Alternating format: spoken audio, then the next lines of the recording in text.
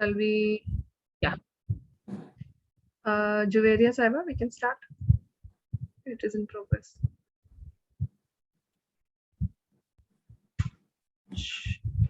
Okay. Is my voice clear? Yes. Okay. In the name of Almighty Allah, most gracious and merciful, actually start today's program. As it has been informed that this is Aura Readers Club Delhi program, and this is an online program, and that will be streamed on YouTube later on.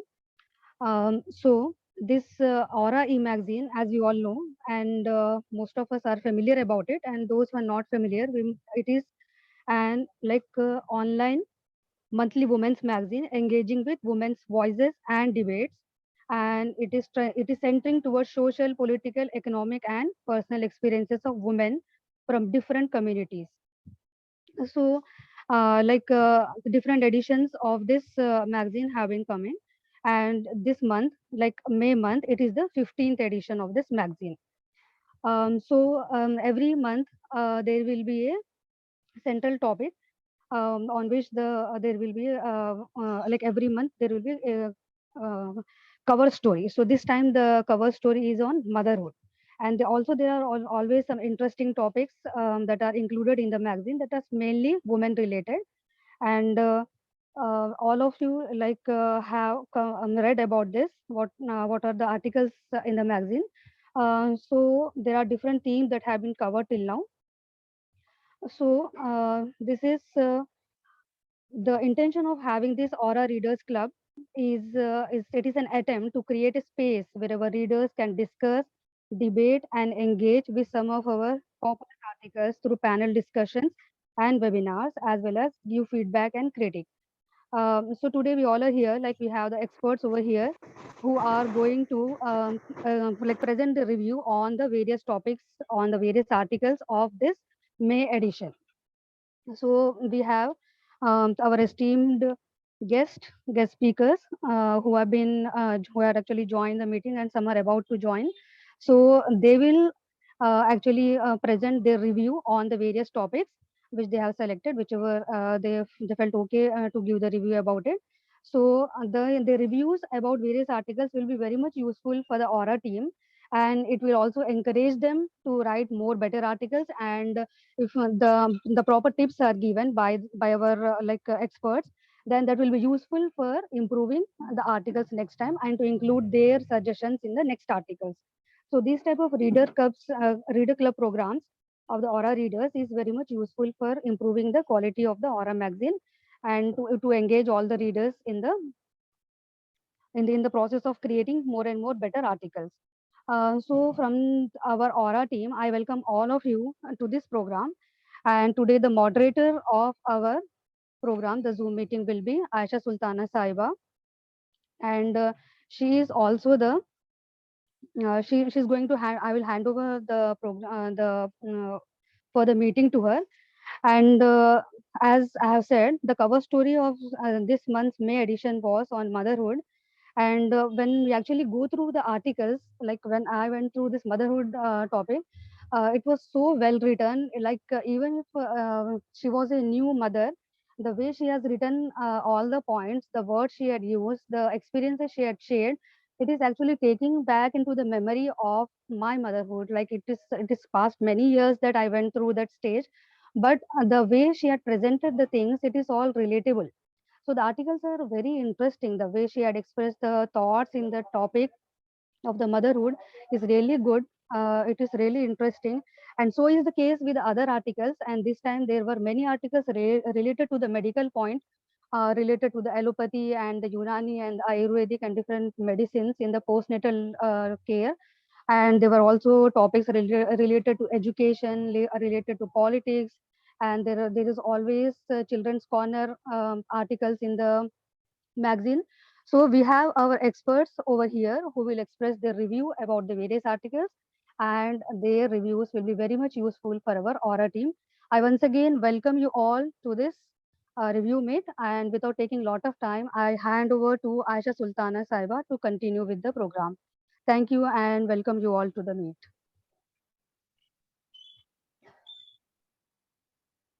Assalamu alaikum wa rahmatullahi wa barakatuhu. A very good evening to one and all. We are very glad and feel it a privilege to have such dignitaries this evening to review our magazine Aura. I welcome you all on behalf of Team Aura. This is Aisha Sultana, editor of Aura e-Magazine. Before starting our review, firstly, I would like to express my gratitude to all of you and thank you all for joining this meeting today.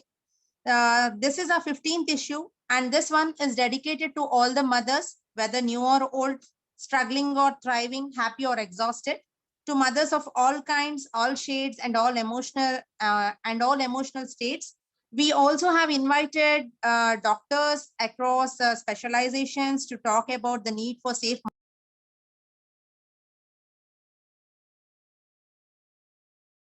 make the lives of mothers here in early days of their journey. Additionally, our young writers and poets have dedicated some of their poems to their own mothers, which have been featured. 1 second, Aisha Saiba, if you can open your video, and Brother Ahmad Ali live stream option is on now. Can you please?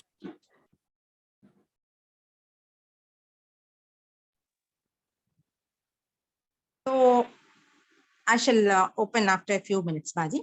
So as you all know that Aura has been published since 15 months, and this is the 15th issue, and we have featured many themes like education, health, special issues where also anniversary issue was also published, and we have regular columns in our every issue, that is health, politics, education, etc. So this month we also had, along with the Mother's Day, we published a topic about Eid, because Eid was around the corner, which was a moment of celebration, and it was family time.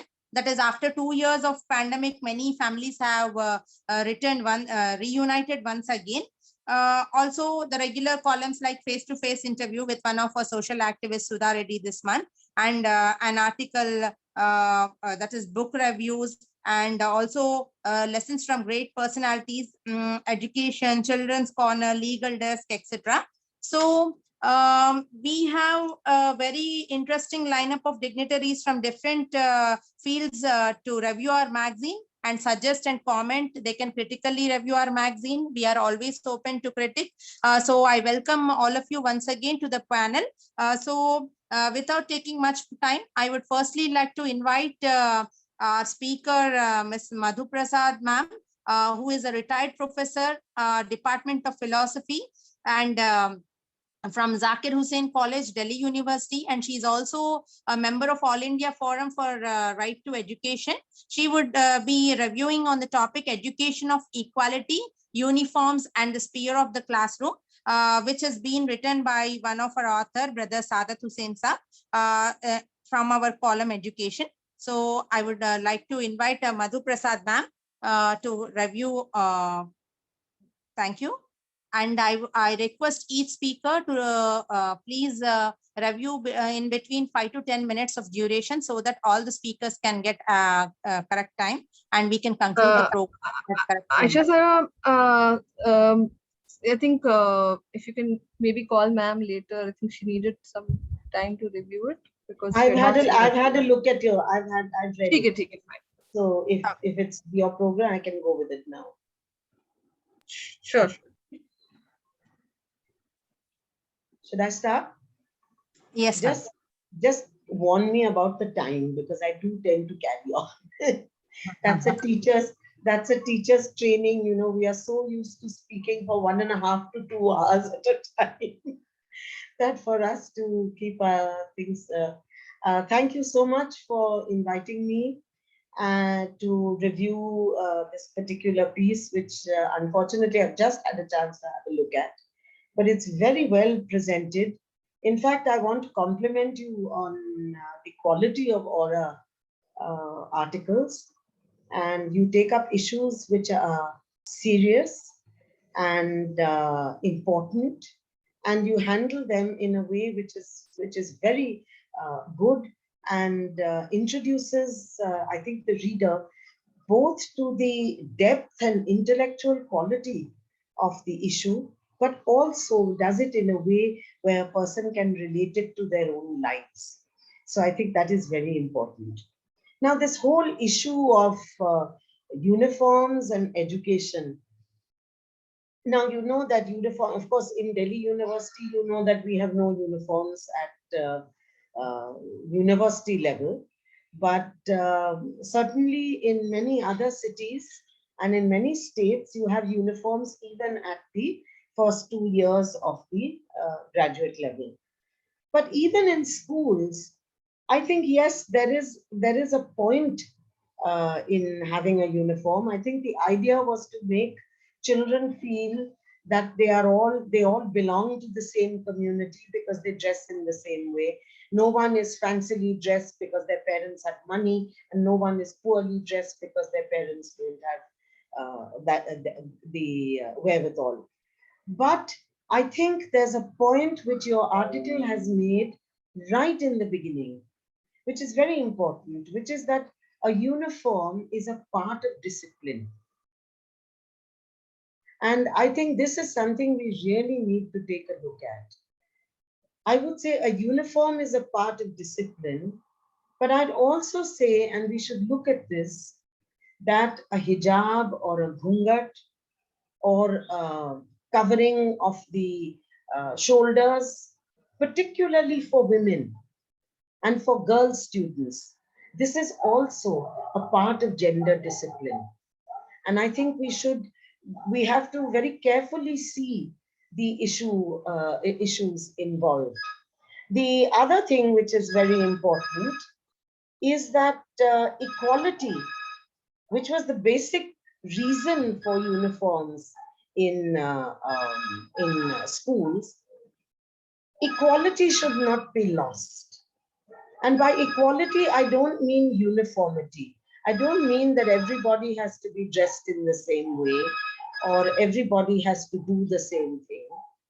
I think equality means that everyone has an equal right to present themselves and to look at themselves in the way in which they feel it is important.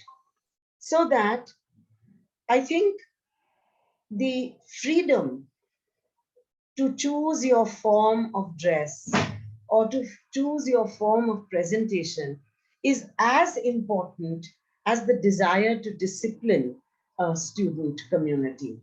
Because disciplining should not end up being something which takes away your equal rights. And particularly when a discipline or a uniform is taken as a way to prevent you or to allow you from entering the classroom. I think this really violates our basic and fundamental constitutional liberties. And I think in India, that is something that is very important. We all really should understand the value of our constitution and the liberties that it provides us, and we really should defend them. I think that is important. I was very pained in the Karnataka case to see that there were actually girls whose hijab was removed outside school.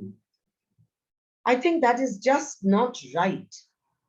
I think that's a violation of your private and your personal liberty to dress and to present yourself as you wish. And it is something which can be quite obnoxious if you are forced to do something that you do not wish to do. I would, of course, also like our people who discipline us through communities. And I'm saying this discipline us because I really mean women. We are the ones who are disciplined the most. In my college, I remember getting into an argument with these boys and girls in a huge meeting of about 300 students, where we talked about the fact that if girls wear jeans, boys think that it's all right to whistle at them or to pass a comment.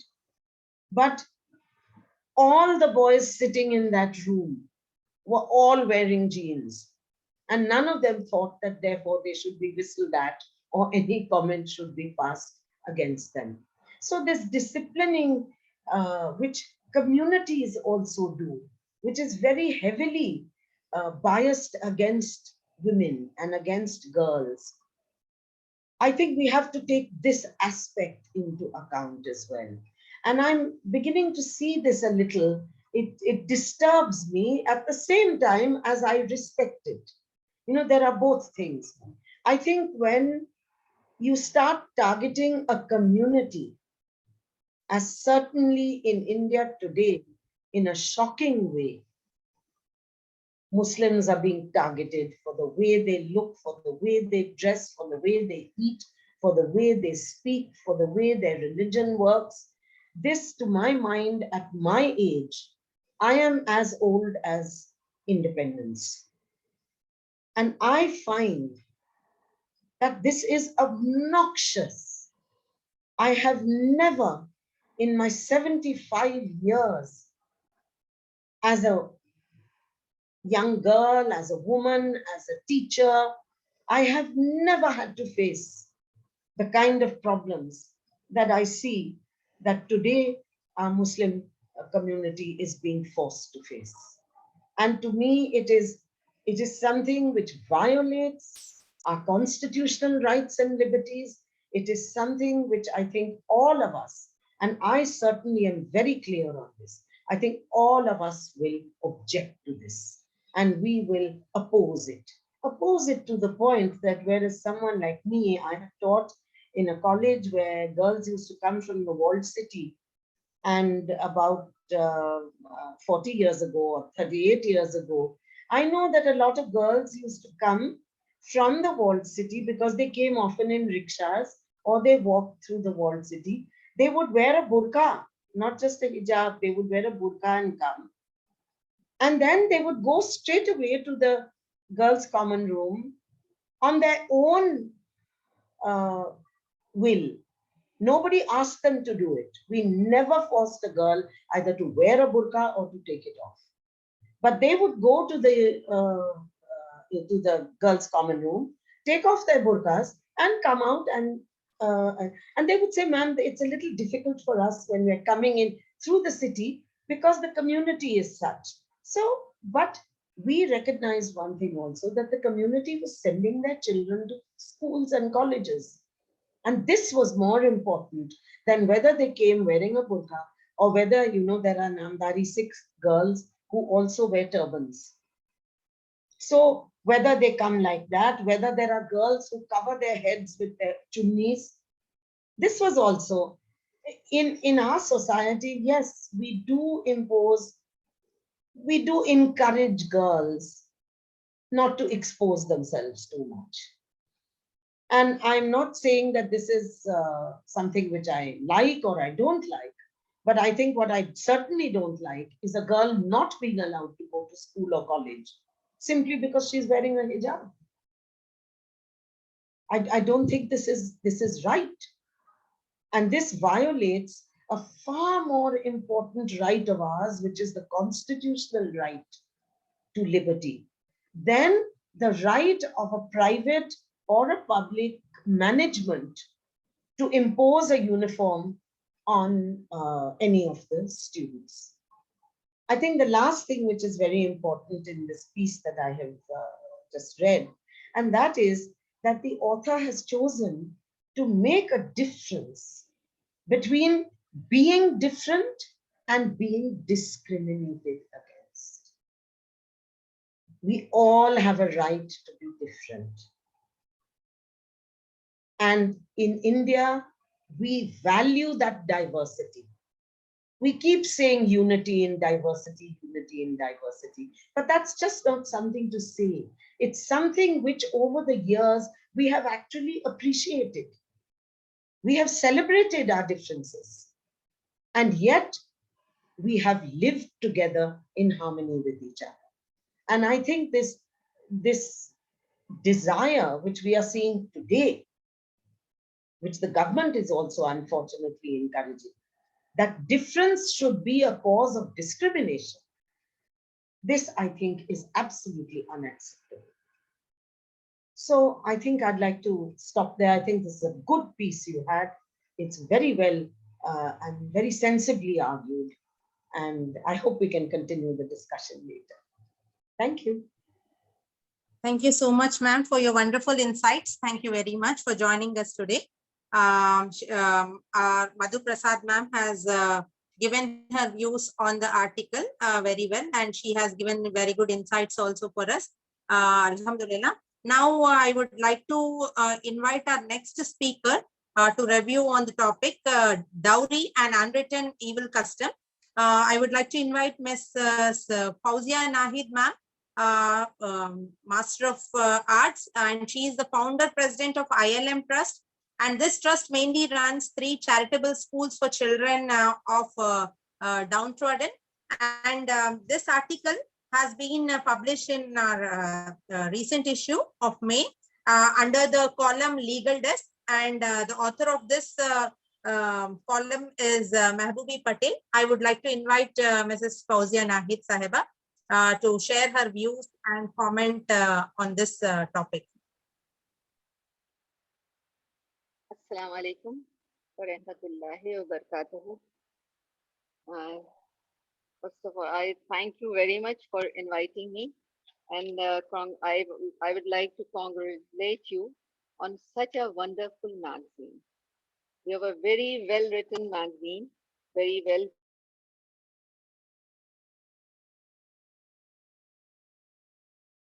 published, well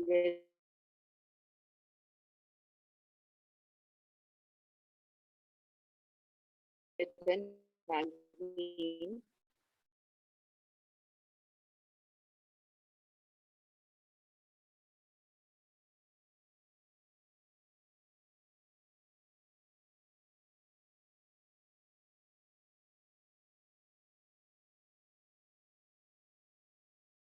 Problem is this, I didn't agree. I'm not agree.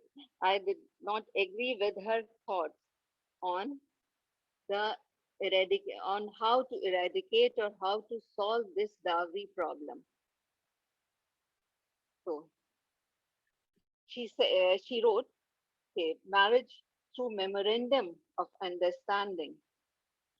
The memorandum of understanding can solve the marriage problem or the dowry problem. But this will make another law. And you know, there are dowry laws, but laws cannot make any difference. आप समझ सकते हैं कि एक और law का इजाफा हो जाएगा इसके अंदर. लॉ जो है वो कोई चीज को किसी भी चीज को बदलने के काबिल नहीं है. लॉ से कोई चीज बदली नहीं जा सकती. हाँ, कुछ उसको कम किया जा सकता है, but it cannot change or it cannot eradicate the dowry from the society. It can add one more law, memorandum of understanding. The problem is we have to work. Dowry, it's a very deep-rooted problem. Everywhere where they are rich or poor, everyone is taking dowry. Everyone. Rich people they are saying that we have so much, so we give our daughters. And poor are saying when they are taking the dowry, why not our sons? Only rickshawala have to take the dowry. Everyone is taking dowry, so why not my son? Everyone is taking. So we have to work on the social front. We have to educate the people. It's very important to educate the people about the evils of the dowry. So I have some suggestions whether maybe you'll find it useful, or maybe they are not useful, or does not agree with my suggestions, or people are not agree, but I have to say something, and I have to give some suggestions to author also, and to the general people also, because I am working with the lower trodden people, with the jhuggiwalas, and I know their problems, what they have, and what type of problems they are facing because of this dowry system. And it's very difficult for their daughters to get married. So I have some suggestions.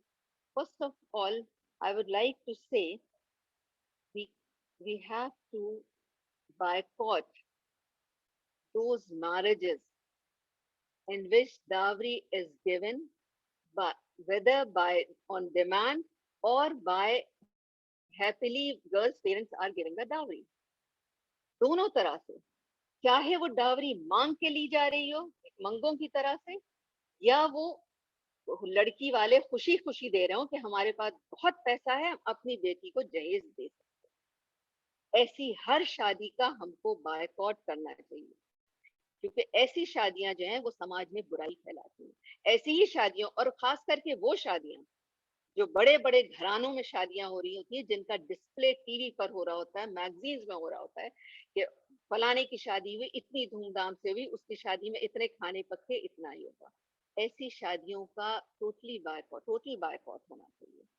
उनका ना कहीं discussion होना चाहिए, ना किसी चीज के बारे में उनके ऊपर बात होनी चाहिए। Second thing, which I would like to say, we have to educate our daughters about the evils of the dowry, and we have to encourage our daughters to refuse the proposal of those greedy bridegrooms who are demanding dowry. We have to encourage our daughters for this. हमको अपनी बेटियों को सिखाना होगा, उनको बताना होगा, और ऐसी लड़कियों को शादी अच्छी जगह करवानी होगी, उनके लिए अच्छे रिश्ते होंगे, और अल्लाह रब्बुल इज्जत पर हमको भरोसा करना होगा कि शादी करवाने वाला अल्लाह है। दुनिया की कोई ताकत अगर जो है वो शादी की गारंटी नहीं होता, अच्छी शादी की।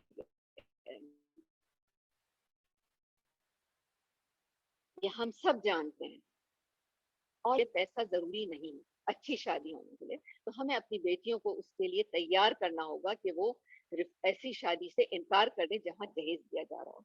और तीसरी चीज जो मैं कहना चाहूंगी कि we should or we must encourage our ulama to give sermons or to speak on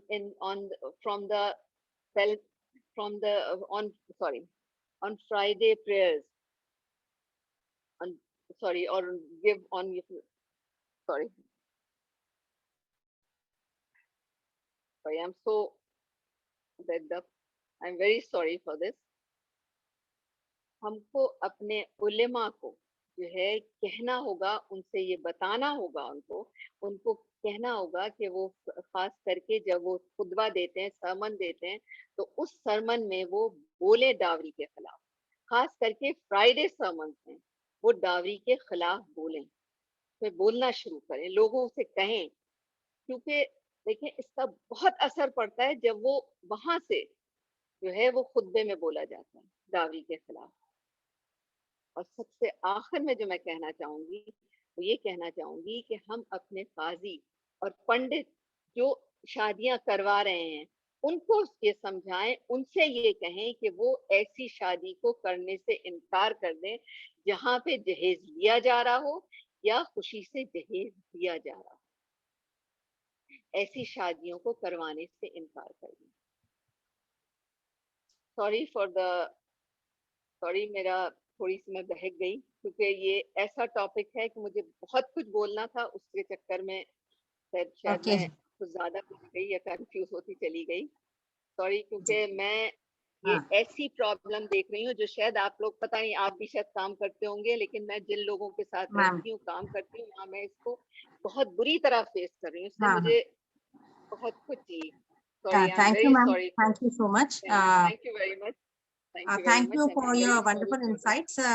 Alhamdulillah, ma'am has given her suggestions along with the review that we have to boycott such kind of marriages where dowry is encouraged either by demand or by will or wish. And also the second thing is to educate our girls, and as well as we have to encourage the ulama should also encourage the priests, and also the learned people of the community should boycott such kind of marriages. These were the suggestions given by her. And before inviting the next speaker, I would like to request all our speakers to preferably speak in English language, as our magazine itself is in English, and all our distinguished guests and also the editors, etc., and the team Aura can also understand well in English. So I request the other speakers to please use English language itself.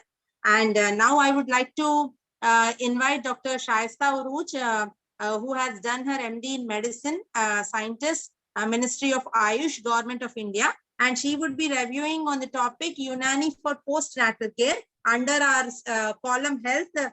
This article was written by our author, Dr. Hafsha Tasneem, has presented her views on this topic, health under, that is the Unani for postnatal care. I would like to invite Dr.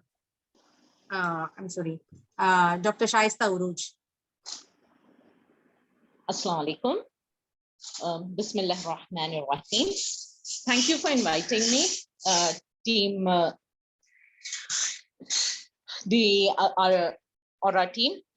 And I'd like to congratulate you all for having this women exclusive magazine, which are very few. You hardly find any women exclusive magazines. And you have been having a magazine for 15 issues. That is a great achievement in it. So I would like to congratulate you for this. And the choice of the topics too is very engaging. And that is, again, very nice. Coming to the issue in context, I'd like to say that postnatal care is a topic that is hardly touched during discussions, because when we talk of pregnancies, we talk of prenatal care, how much rest, what kind of diet, what all should be taken, what all should not be taken. But postnatal care is something that is usually neglected, and not much care or not much discussions is done, probably because it varies a lot. It varies from cultures, across the regions, across the religions, because as I have seen in my practice as well, I'm a Unani physician, and I have seen that postnatal care, people take different kind of traditions and different type of care. The care is very, very varied. It varies in the north, it varies in the south, and again, according to religions and according to each tradition of the house, the care varies. So there's not much definite care things that we can say, except that yes, the women should be cared, and there are few guidelines that says that. And again, involving Ayush sciences in this is good, because not much forums discuss this. So, during pregnancy, the care is about a woman who's carrying, so more stress is about the baby. But postnatal care is very women-centric, as the care is exclusively for the woman who's become very vulnerable at this time. So, yes, this was a good choice. And now I would like to come to the article. And what I find is that the article was very, it needed some more editing. It was very loosely edited, especially regarding the narration. Secondly, I find that the article, when we deal with technical articles, then the carry home messages should be very precise, and it should be given point wise, so that the reader takes the message very directly, takes him directly. So it should be very concise and very precise regarding the counseling, where and how should the counseling be, again regarding the perineal care and the diet, the amount of rest. And there were certain things that were left. So in that was the breastfeeding. There was no mention of the breastfeeding, and it should be propagated. This should have been mentioned. Again, the care of the baby, how do you care for the baby, because perinatal perinatal care involves the care of the baby as well. Again, regarding the vaccination, there was no mention of the vaccination. So the article was good, but it needed more information and it needed more point-wise and precise informations. I think I have exceeded my time. So thank you. Thank you so much for your feedback. Thank you so much, ma'am. We will try to include all such kinds of things so that it would be precise and up to the point from the next time. Thank you so much for your feedback. And next, I would like to invite our guest, Mrs. Uzma Ausaf. She is a postgraduate diploma. She has done her postgraduate diploma in journalism from Bharatiya Vidya Bhavan in 1998. And she has worked. She has also worked for Times of India as a journalist, and she is also an author of some books. She would be reviewing on the topic Islamic law of inheritance under our column Enlightened by Quran. The author of this Islamic law of inheritance, which we have published this May, is Dr. Parvez Mandiwala. I would like to invite Mrs. Uzma Sahiba to review on this topic.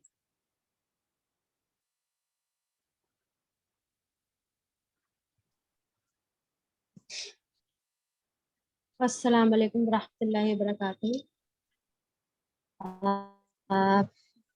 Down some points I'd like to elaborate on this. It's Surah Nisa ayat number 8 says it's not uncommon to find members.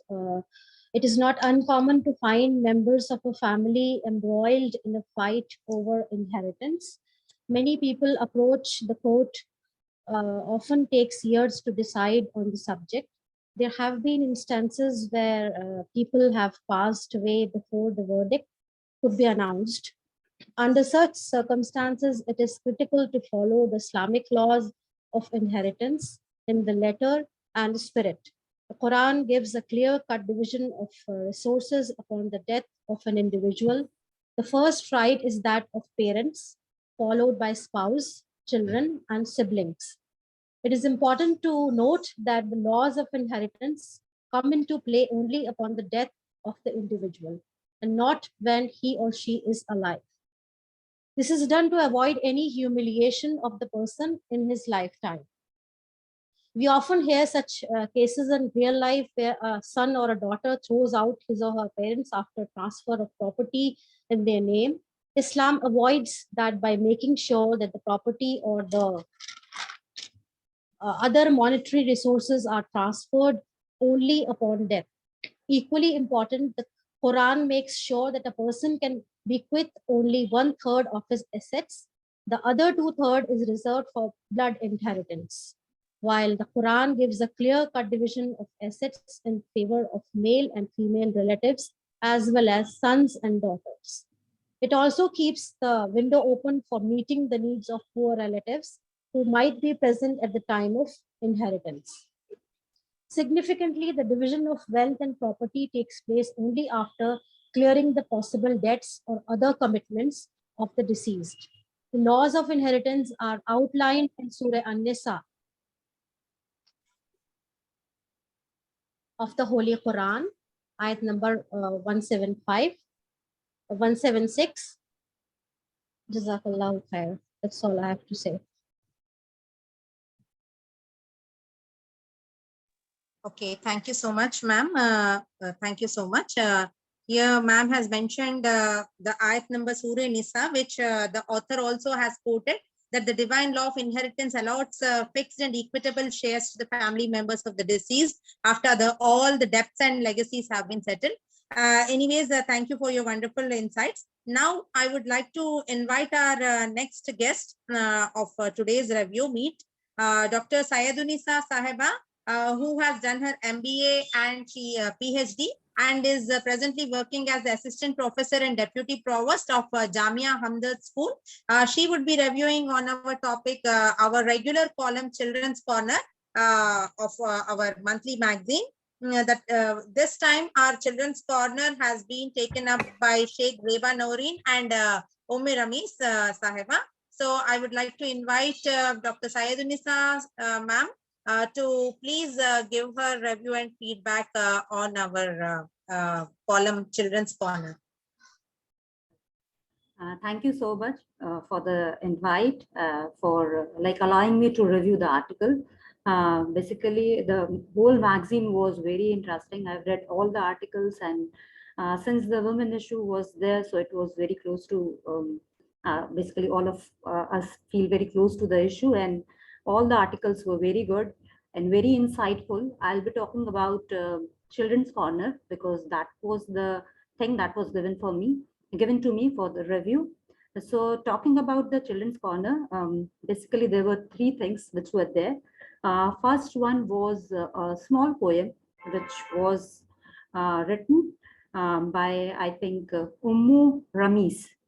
So that was a very small poem, but carries a big message because that poem was about a girl child and like how in our society how we perceive or how we think in a family when girl child like is born.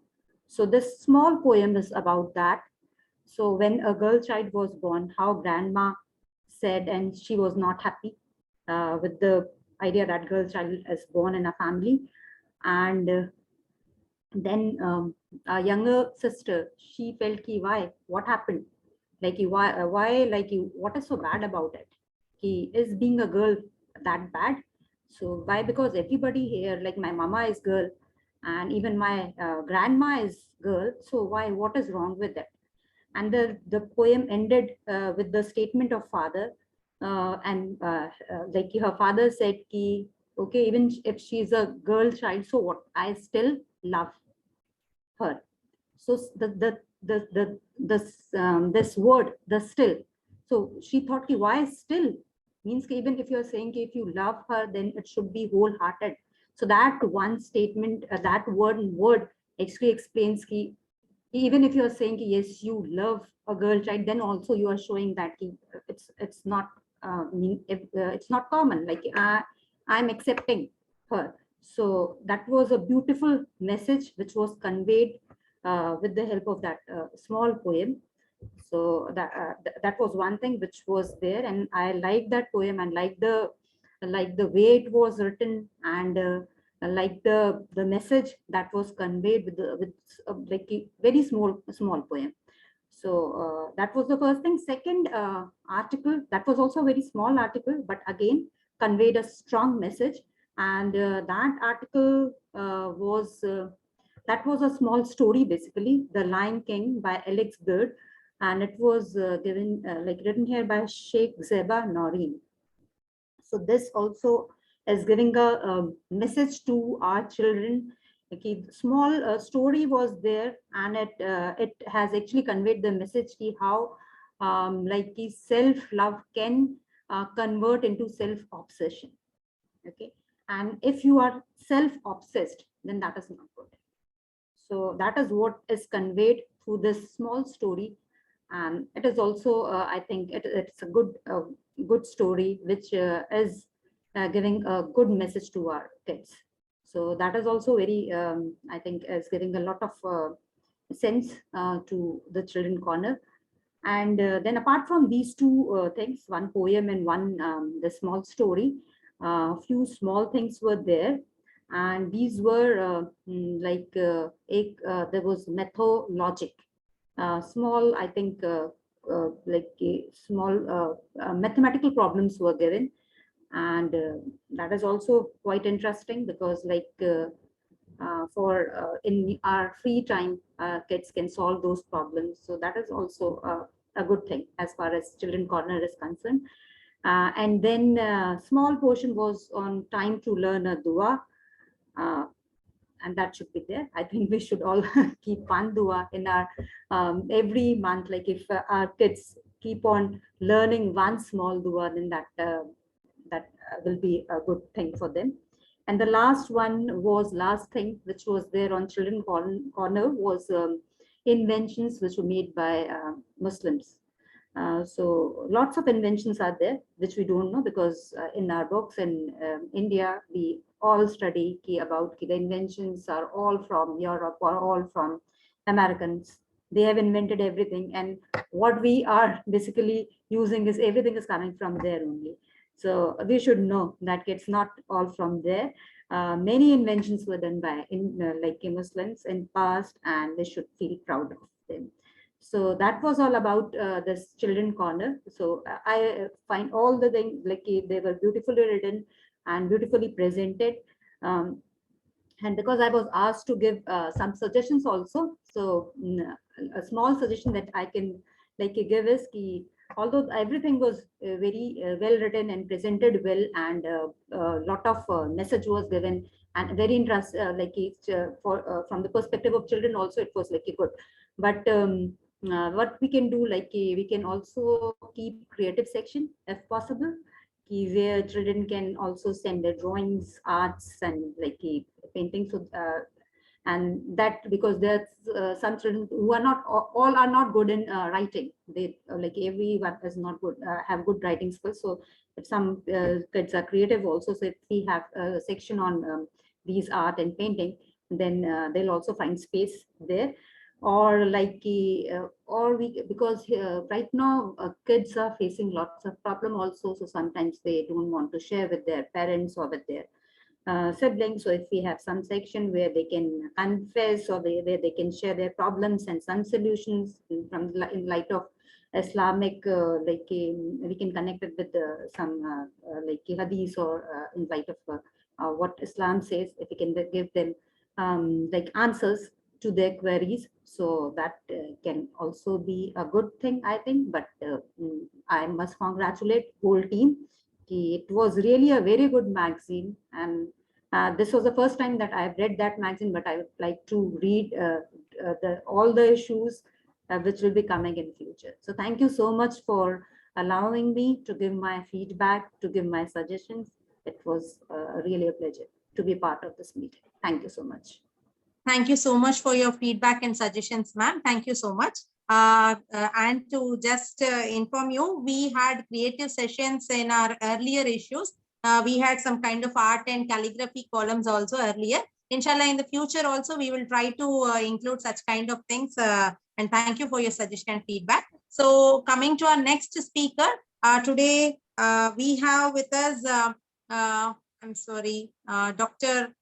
After Sayeduni Sama. I think I request the speakers to please on their video before they speak, and also please give you actually please keep your actual name so that I will be able to call you. Is Tasneem Zafar Sahaba present in the meeting? So if not, I would like to invite Ms. Sayeda Mariam Zia.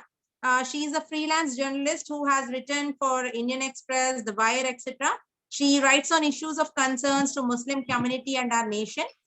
She is pursuing her political science from Delhi University, and today she would be reviewing on the topic from our column lessons, lessons from great personalities. Her topic of review is Dr. B.R. Ambedkar, an advocate of labor and women's rights, which has been written by one of our professor from Telangana, Dr. M.A. Malik. I would like to invite you to please, Sayeda Mariam Zia Sahiba, to please give your review and feedback on this article. Assalamu alaikum. I'm Mariam, as I've been introduced already. I've been asked to speak on B.R. Ambedkar as the advocate of labor and women's rights.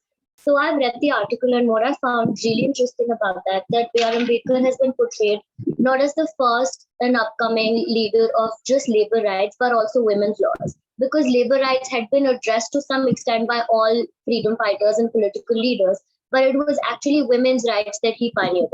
So I've divided my review into two parts. Among labor rights, he discusses to safeguard the rights of working class, and he described democracy, that if a democracy fails to actually protect the rights of laborers, then it is not an actual democracy, but a mockery of it. And then the author has also mentioned how B.R. Ambedkar tries to bridge the gap between the employer and employee. He borrows this concept from, I guess, Marxism, and then he tries to present it in a more Indian context in a way that mixes socialism with presenting an upcoming further capitalism. And then he talks about how B.R. Ambedkar wasn't just like a theoretical man who just made remarks without some things that he could not falsify. So he had field role where he worked in Jharia, Dhanbad, and he worked for subsidized grains for laborers. Then he also draws attention to the state's crucial role in helping the labor classes. So for state, he says that the state is solely responsible and how it can actually work to provide a living wage for laborers and fair conditions of employment and general welfare. Now let's come to women's rights that I find of particular interest. So for laws protecting female workers, he talks of Women and Child Labor Protection Act, Maternity Benefits Act, Women's Labor Welfare Fund. So not only does he talk in the domestic scenario of women, but also in the public scenario where he goes on to present how women need rights over there too. He also talked of the aim to rectify the pitfalls of industrialization, land ownership, and social inequality. He's linked all of this to gender inequality. Not only did he pioneer in caste inequality and aimed at the annihilation of caste, but also he has addressed the issue of gender in a very third world perspective. Then he talks of the Hindu Code Bill, which talks of equal rights to Hindu women. He was one of the first people who propagated that women should actually get a fair share of rights, as by the virtue of being a daughter, you deserve the same rights from your parents as your brother or as a son. Marriage, he is divided into civil and sacramental marriage. Another pioneering work that he has brought into light, or he had, was about maternity leave or about women who were just on the brink of child rearing and raising. Then he talks of sati prevention, dowry prohibition, child marriage restraint, which was very prominent at the time in India, protection of women from domestic violence. From my perspective, I have read the article thoroughly and I've realized that the article is very well written. It addresses key issues and it talks of too much technicalities. I think it needs more layman practical examples that could be understood in a more day-to-day point of view instead of just the number of articles which addresses a particular issue. Thank you.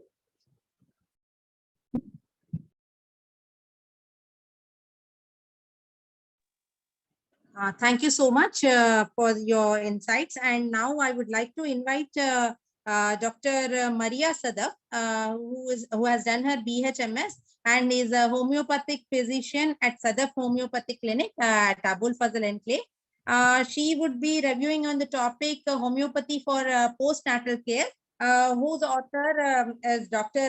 Afsha Atiq Saheba. She has written the article and she is also present today in our program.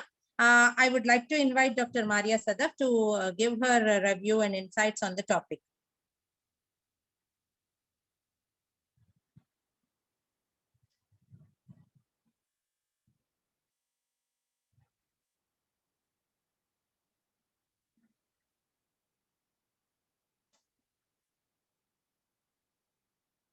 Please unmute yourself, Maria Saheba. Your video is on, but okay. Yes, Assalamu alaikum rahmatullahi wa barakatuh. Dr. Afsha takes postnatal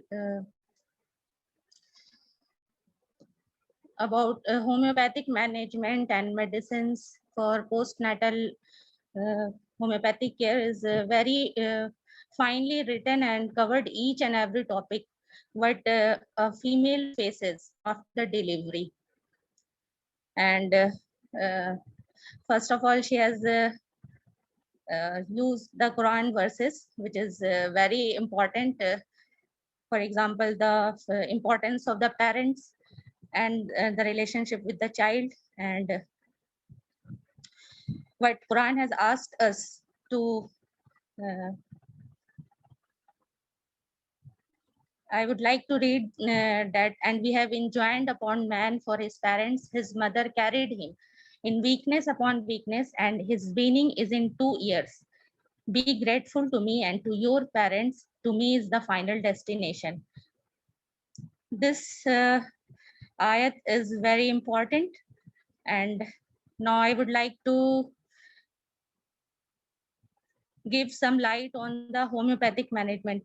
She has mentioned many homeopathic medicines such as Actia, Resimosa, Sapia, Calicar.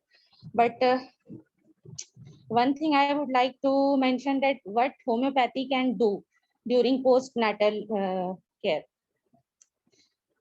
After the delivery, woman faces many types of depressions, and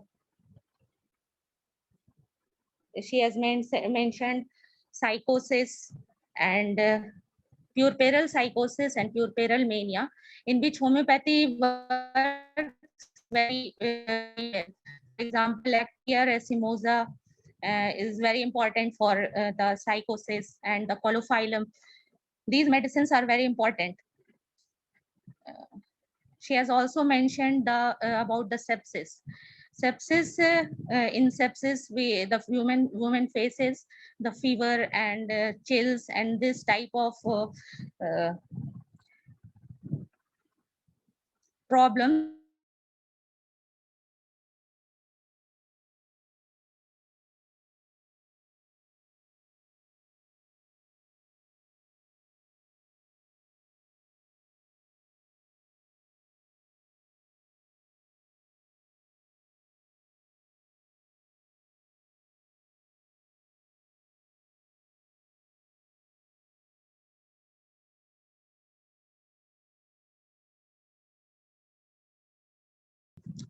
And Dr.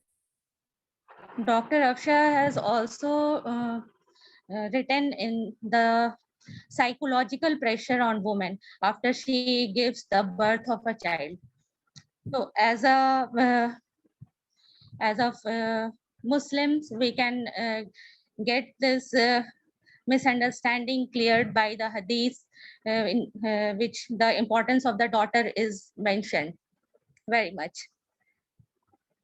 In total, all the article has covered all the topics very nicely about the problems which women face during this phase of her life after giving the child. Thank you very much. Thank you so much for your insights. Self-medication should be avoided. This was the main suggestion given by our speaker. Now I would like to invite Mrs. Shamaila ma'am, who has done her MA and MBA, and she is the former principal of God's Grace School. She would be reviewing on our topic Eid Special, written by Sayeda Hina Wasim Sahiba. I would like to invite Shamaila Uruj Sahiba to review on this topic and give her suggestions and reviews. Assalamu alaikum wa rahmatullahi wa barakatuh. First of all, a very hearty Eid Mubarak to you all. Here, my topic is Eid special. As you know that Eid is a very very grand occasion, and it's a very great day for us. And we should know the value on principles, our principles and film on this day. We know that Eid is the day on which what Eid says to us. Eid says that this is the day of happiness. All of us should be, and this is called Eidul Fitr. As you know, Eidul Fitr, what is the meaning of Fitr? That Fitra is the amount which is given to the people who are not having much more money and they can't afford the celebration that day of Eid. So the fitra is the money which is given to those people who can't afford that day with happiness. So we should pull that people from the darkness and from their sadness to the happiness. And this Eid day, that's why we have given that amount to those people who are not able to afford the day. And this the day which is this day is the day then we are happy because God has given us the opportunity, the fast and the Qiyamul Lail. After the fast and Qiyamul Lail, the God has given us this great day.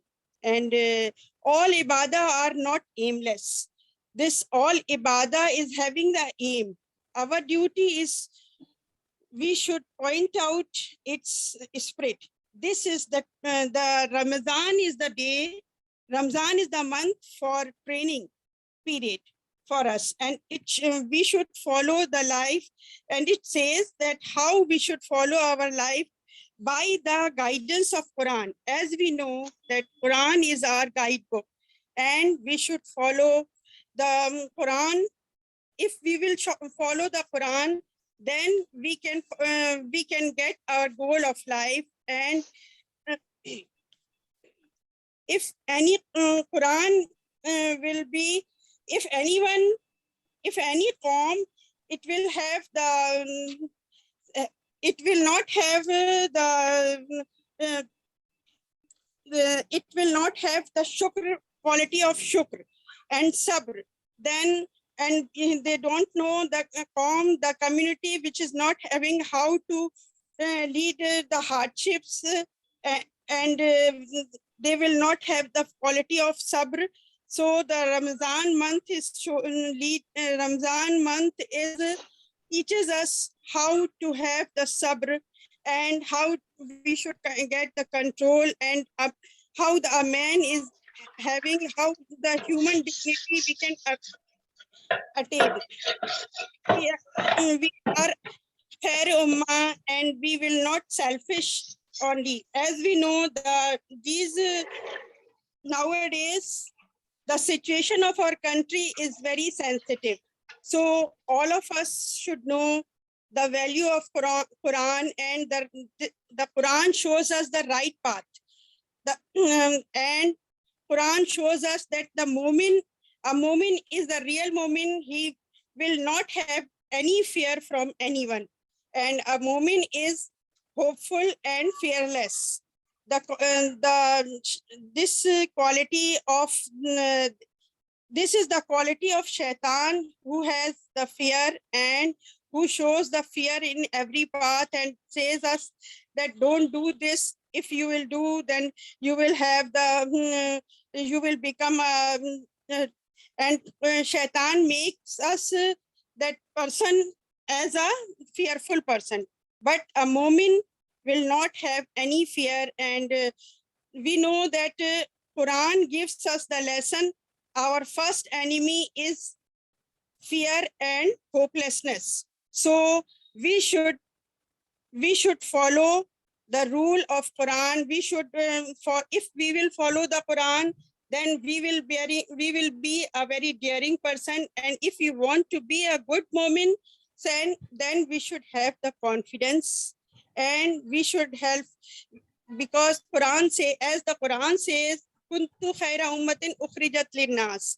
So if we will know this value of Quran from this month of Ramadan, we will think of it on it. We are the khaira ummat, and we are here in this world for help to other. And if we will have faith that no one can finish as 20 crore people in and mu'min. Thank you, ma'am. Thank you for your insights. Actually, we have to consider the time also. Thank you so much. You have given your good feedback about the article, and the Eid special, which was written by our writer Syeda Hina Wasim. She has focused on many other other themes also, and you have focused all the things and given your good feedback. Thank you so much for joining us to this on to the evening. Before we call upon our chief editor Rahmatunnisa Sahiba for her presidential address, actually we also had two other speakers to review our magazine today. But because of some other preoccupation, they could not join the program today. But however, our review meeting and all our speakers have given their very good feedback and insights. So Thank you once again to all of you for joining the meeting today. And our magazine Aura, each and every issue, it carefully examines the world of politics, art, literature, and ideas. And it is designed for open-minded readers who appreciate, we also appreciate honest criticism, and we are open to critic, and also we are very thankful for all your valuable insights, your feedback, and your suggestions. We will try to improve our magazine, the content, and also the standard of the magazine. Thank you so much once again for joining us today. And now I would like to give upon to Zuveria Sahiba, the convener, to call upon Rahmatunnisa Sahiba for her presidential address. Over to you, Zuveria. Okay, thank you, Asha. And thank you everyone for giving the precious review. Some speakers who had already committed to actually give the review, they got engaged in some emergency work. Like Tasneem Zafar, who is working for an NGO, she got some emergency work, so she has to go over there. And one more speaker, Zareen, she had some network issues. She's trying to sort it out, but it is not yet. So, and moreover, one more speaker, Ariba, she wanted to speak about the nursing topic, the topic on the nursing, and she is actually doing internship in an hospital. So she also got occupied with some emergency work over there. So she is also unable to join. So anyway, whatever we planned, it did not, because of some emergency works, they were unable to join. So finally, I request Ramthrisa ma'am to actually give the final presidential address of the review meeting. Assalamu alaikum and good evening, all of you, one and all. Really, I'm really very grateful to Ms. Javeria and her team, Delhi Readers Club, for organizing this program. It was really I really feel more enlightened and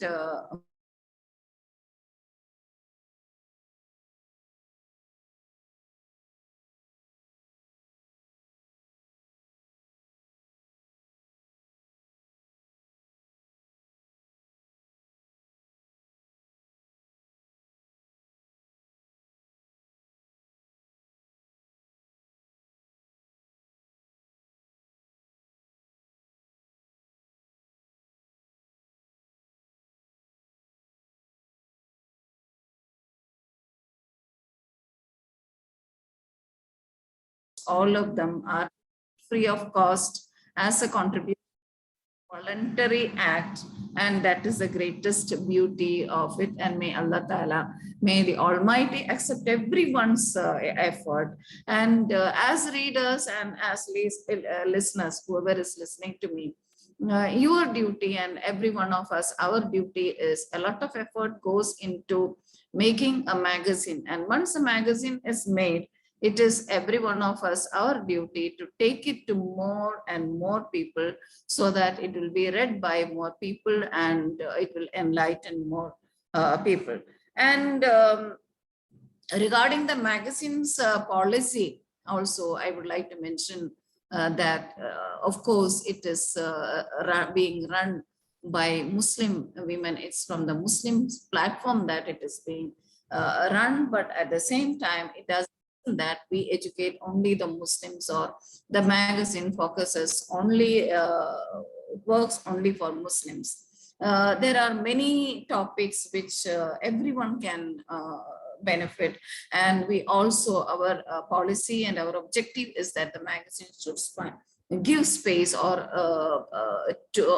should give space to people, especially those who have no space to express their concerns, express their views, express points, and to give to represent the voice of those oppressed voices from all parts of society, irrespective of the caste, color, or religion, or anything. So this is what we aim at, and in our attempt, this Readers Club reviews every month plays a very important role.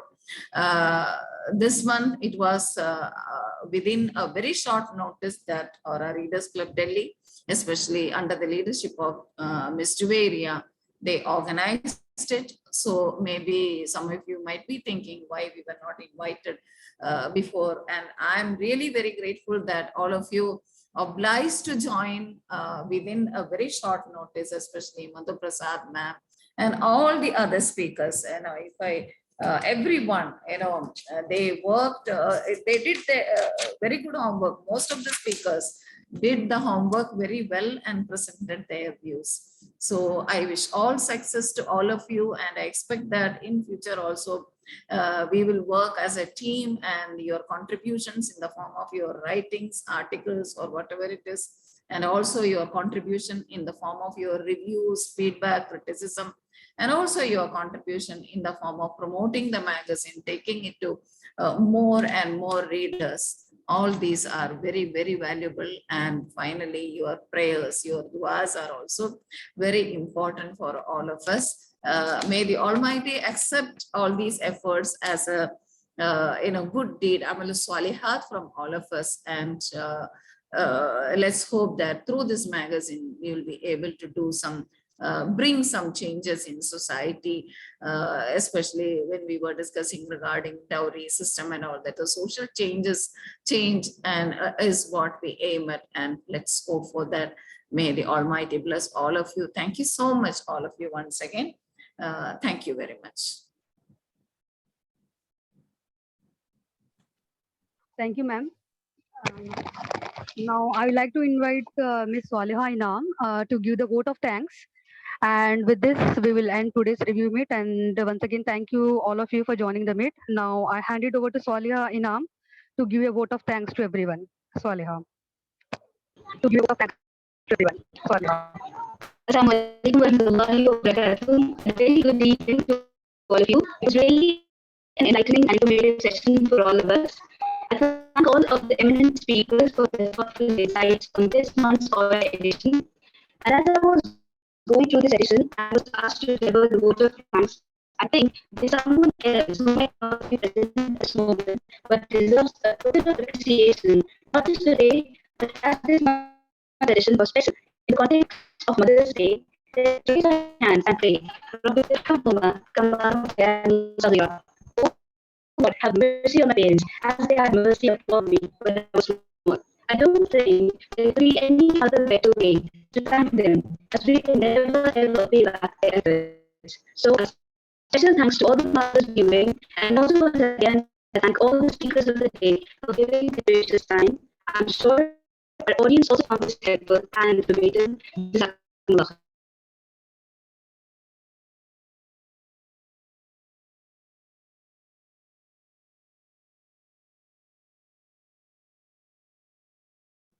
Okay, so we can end it, I think.